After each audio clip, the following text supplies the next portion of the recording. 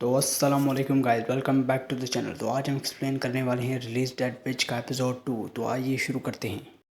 तो एपिसोड 2 की शुरुआत में हमें प्रिंस रोलन दिखाया जाता है जो कि अपनी टेबल पे बैठ के ये सोच रहा होता है कि विच अपनी पावर कैसे यूज़ करती हैं। मतलब इस वर्ल्ड के अंदर हम कोई भी थर्मोडायनामिक का लॉ फॉलो नहीं करती। और थोड़ी ही देर में बारो आ जाता है जिससे प्रिंस पूछता है कि क्या तुमने मेरा काम कर दिया। तो बारो कहता है जी हाँ, मैंने विच को नकाब डाल के फांसी दे दी और किसी को पता नहीं लगा कि वो कौन थी। फिर प्रिंस कहता है कि अब मेरे पास तुम्हारे लिए दूसरा काम है। मुझे बॉर्डर टाउन के पिछले 10 साल की पूरी रिपोर्ट चाहिए। यहाँ पे कितने लोग रहते हैं और वो क्या काम करते हैं, मुझे सारी मालूमात चाहिए। तो बारो कहता है कि ये आपको क्यों जानना है। तो प्रिंस कहता है कि जो कहा जाए उतना करो। फिर बारो कहता है कि क्या प्रिंस आप शाही आदेश के बारे में सोच रहे हैं। फिर प्रिंस बारो को मैप में अपने भाइयों का टाउन दिखाते हुए कहता है कि क्या अभी भी उम्मीद है कि मैं जीत सकता हूँ, सच सच बताना। और बारो कहता है कि आपका जीतना बहुत मुश्किल है। उसका जवाब देते हुए प्रिंस कहता है कि तुम ठीक बोल रहे हो।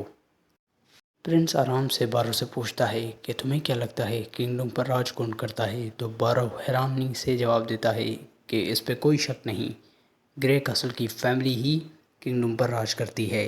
तो प्रिंस जवाब देते हुए कहता है कि तुम गलत कह रहे हो, ये सब सिर्फ कहने की बातें हैं। किंगडम पर राज सिर्फ एक ही शख्स का है, वो है चर्च। फिर प्रिंस कहता है कि पोप जिसे ताज पहनाए सब उसी ही राजा मानते हैं। तो मेरे बहन भाई अपने इलाके को कितना भी अच्छा कर लें, आखिरकार वो सिर्फ चर्च के ही कंट्रोल में रहेंगे। प्रिंस कहता है कि अगर मैं किसी तरह चर्च का कंट्रोल ख़त्म कर दूं तो मैं ही किंगडम का असली राजा बन सकता हूं। फिर बारो कहता है कि आप सही कह रहे हैं, लेकिन पूरी अवाम चर्च के साथ है और हम कुछ भी ऐसा नहीं कर सकते। तो प्रिंस कहता है कि हमें सिर्फ चर्च का एक झूठ बाहर लाना है तो पूरी अवाम हमारे साथ हो जाएगी। तो प्रिंस कहता है विच को शैतान का रूप बताना एक बहुत बड़ा झूठ है। तो तभी बारो कहता है कि तो तभी आपने एक विच की जान बचाई ताकि आप ये साबित कर सकें। फिर प्रिंस कहता है कि बारो तुम 20 साल से हमारे लिए काम कर रहे हो, अगर मैं किंग बना तो तुम्हें इससे बहुत ज़्यादा फ़ायदा होने वाला है। तुम्हें सिर्फ इतना करना है कि और दोबारा मेरे फैसले पर कोई शक मत करना। फिर अगले ही सीन में बारो कमरे से बाहर निकल जाता है और वो कार्टर से मिलता है और कार्टर कहता है कि क्या तुमने प्रिंस को समझाया कि ये विच वाला मामला बहुत गलत है। तो बारो कहता है कि सिर्फ विच वाला मामला ही नहीं गलत, प्रिंस भी इस वक्त गलत है। इस सीन में हमें हमारी प्यारी विच दिखाई जाती है जो कि ये सोच रही होती है कि इन लोगों ने मेरे साथ ये कॉन्ट्रैक्ट क्यों किया है। फिर हमें कॉन्ट्रैक्ट के बारे में दिखाया जाता है जिसमें बारो विच को समझाता है कि तुम्हें हमारे लिए काम करना होगा, बदले में हम तुम्हें मंथली पे करेंगे एक गोल्ड कॉइन। तो ये सुनकर विच हैरान हो जाती है क्योंकि वो पूरे साल में भी इतना नहीं कमा पाती थी। फिर विच कहती है कि आपने कॉन्ट्रैक्ट में कुछ गलत तो नहीं लिखा। तो बारो कहता है नहीं, ये प्रिंस ने खुद लिखा है। तो विच कहती है कि आप लोग मुझसे क्या काम करवाना चाहते हैं। और थोड़ी ही देर में गार्डन के अंदर हमारा प्रिंस आ जाता है और वो विच से मिलता है। तो विच उससे पूछती है कि आपने मेरे साथ कॉन्ट्रैक्ट क्यों किया। तो फिर हमारा प्रिंस कहता है कि क्या हम चलते चलते बात करें। फिर हमारी विच प्रिंस से कहती है कि आपने मेरी जान क्यों बचाई, मैंने तो एक शख्स की जान ली भी थी। तो और प्रिंस कहता है कि ये सब तुमने सेल्फ डिफेंस में किया था, तो मैं इसे गलत नहीं समझता। तो विच कहती है कि बेशक मैंने उसे सेल्फ डिफेंस में मारा था, लेकिन मैं एक विच हूँ, एक शैतान का रूप, मुझे तो मर जाना चाहिए। फिर हमारा प्रिंस अना को एक फूल देता है और अना वो ले लेती है।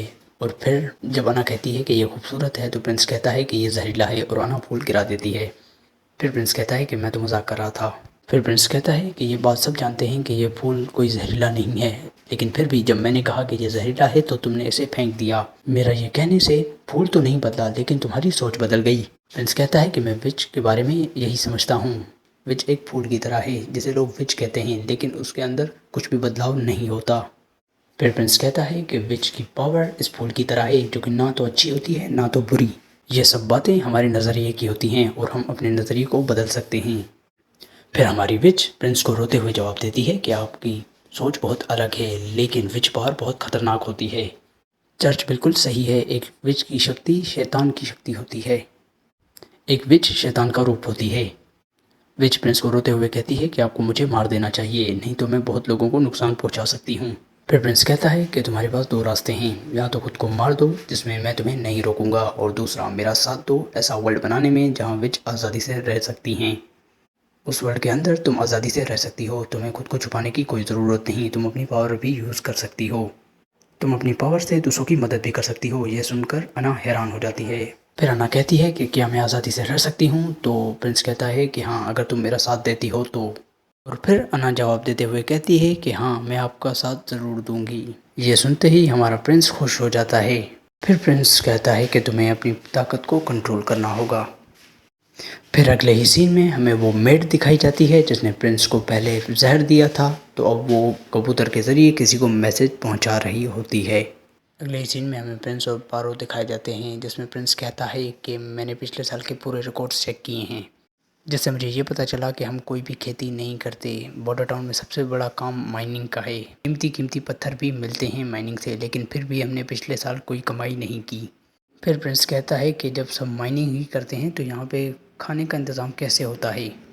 फिर बारो बताता है कि पिछले साल तक लॉन्ग स्ट्रॉम टाउन के साथ हमारे कीमती पत्थरों को अनाज के साथ बदला जाता था। फिर हमारा प्रिंस कहता है कि क्यों, जो कि पिछला लॉर्ड था बोरिस, वो लॉन्ग स्ट्रॉम का वफादार था, क्योंकि उसकी पूरी प्रॉपर्टीज़ लॉन्ग स्ट्रॉम में मौजूद थी, तो उसे कोई फ़र्क नहीं पड़ता था कि बॉर्डर टाउन के साथ क्या होता है। कहता है कि ऐसा नहीं हो सकता, स्ट्रॉन्ग होल्ड के साथ अपने सारे कारोबार बंद कर दो। फिर बारो कहता है कि फिर हम अनाज कहाँ से लाएंगे। फिर प्रिंस कहता है कि हम अपना कारोबार खुद करेंगे, हम विलो टाउन को खुद बेचेंगे अपना खनिज, और उन्हीं पैसों से हम उन्हीं से अनाज खरीदेंगे। फिर प्रिंस कहता है कि शुरुआत के लिए हम आधे दाम में पूरा खनिज बेचेंगे ताकि हम अपना नाम बना सकें। फिर बारो कहता है कि इससे हमें नुकसान होगा, तो प्रिंस कहता है कि हम सिर्फ विलो टाउन के साथ काम नहीं करेंगे, जब हमारे पास पूरे जहाज़ हो जाएंगे तो हम पूरे राज्य के साथ कारोबार करेंगे इन नदियों के ज़रिए। फिर बारो कहता है कि अगर हमने ऐसा किया तो स्ट्रॉन्ग होल्ड हमें सर्दियों में जगह नहीं देगा, तो प्रिंस कहता है कि हमें सर्दियों में उनकी जगह क्यों चाहिए। फिर बारो कहता है कि आप ये कैसे भूल सकते हैं, सर्दियाँ तो डीमन का मौसम होता है।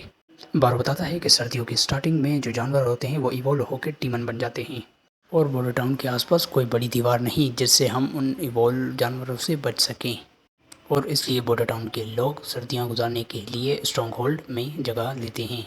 फिर बारो बताता है लॉन्ग स्ट्रॉन्ग की बड़ी दीवारों और उनके नाइट की वजह से ही हम सर्दियों में सरवाइव कर पाते हैं।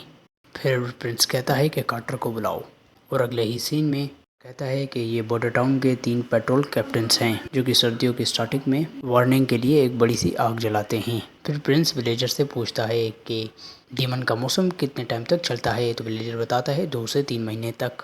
प्रिंस उस तीसरे विलेजर से नाम पूछता है और कहता है कि तुम सर झुकाए क्यों खड़े हो, तो कार्टर बताता है कि वो एक मोजिन कबीले से है और मोजिन कबीले ने उसको कबीले से निकाला हुआ है। फिर प्रिंस कहता है कि तुम जहाँ से भी हो मुझे फ़र्क नहीं पड़ता, अपना सर उठाओ और अपना नाम बताओ। और फिर वो अपना नाम बताता है आयरन एक्स। फिर प्रिंस कहता है कि आप सबका शुक्रिया और आप सबको आपकी सर्विसेज के लिए इनाम दिया जाएगा। अगले ही सीन में प्रिंस और कार्टर दिखाए जाते हैं, जिसमें कार्टर प्रिंस से पूछता है ये इतनी मालूमात क्यों इकट्ठा कर रहे हैं, आप करना क्या चाहते हैं। तो प्रिंस बताता है कि हम अगली सर्दियाँ यहीं पर गुजारेंगे बॉर्डर टाउन के अंदर। तो कार्टर कहता है ये बेवकूफ़ी है, तो प्रिंस बताता है कि हम यहाँ पे एक बहुत बड़ी दीवार बनाएंगे। और यहीं पर हमारा एपिसोड 2 एंड हो जाता है। लाइक और सब्सक्राइब करना मत भूलना अगले एपिसोड के लिए।